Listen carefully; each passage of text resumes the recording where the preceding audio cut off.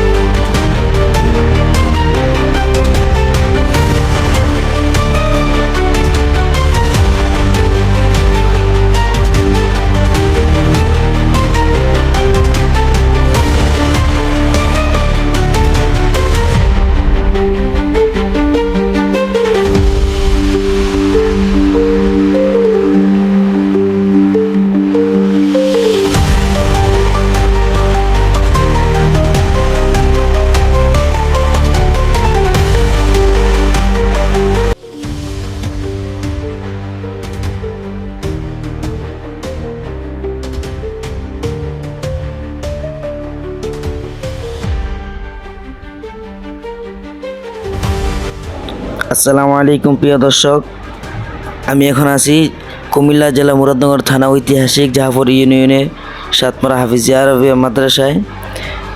তো প্রিয় দর্শক, এখানে দেখতে পাচ্ছেন যে একটি বড় ঈগল পাখি দেখা যাচ্ছে। যে এত বড় পাখি তারা কিভাবে ধরলো, যা এটা কখনোই ধরা সম্ভব না। তো আমরা বিস্তারিত জানতে এখন হোসেন ভাইয়ের কাছে যাব। আচ্ছা ভাই, তুমি এটা কিভাবে ধরলা? এটা অসুস্থ ছিল, তো বসে ছিল, তো এটা আমি গিয়া পাইলাম, তো দেখলাম যে এটা উঠতে পারে না, তো সাদা নিলাম। সাদা নেওয়ার পরে দেখলাম যে এটা উঠতে পারে না, তো এখন আনলাম। তো এটাকে এখন চাই কিছু খায়নি, এখন ক্ষুধার্ত থাকতে পারে, এই আর কি।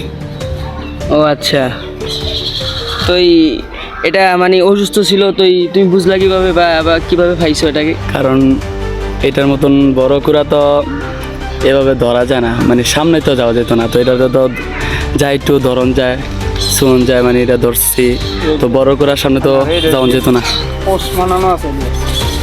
একটু সমস্যা আছে হয়তো, তো এখন চাইতেছি যে এটা সুস্থ করতে পারে কিনা, এই আর কি। ও আচ্ছা, প্রিয় দর্শক, আপনারা এখন হোসেন ভাইয়ের কাছ থেকে বিস্তারিত ঘটনাটা শুনতে পেলেন। তো এটা কিভাবে কি হলো, তো বললো, হোসেন ভাই বললো যে উনি যখন গোসল করতে যাইতেছিল তখন দেখে গাছ থেকে এটা মাথা ঘুরে পড়ে গেল। তখন উনি বুঝে নিয়েছেন যে হয়তো এটা অসুস্থ, তাই এটাকে মাদ্রাসা নিয়ে আসলো। মাদ্রাসা নিয়ে এসে সেবা যত্ন করলো এবং কি খাবার খাওয়াইলো। তো হোসেন ভাই এই পাখিটার অনেক সেবা যত্ন করতেছে। তো আমরা হোসেন ভাইয়ের জন্য দোয়া করব।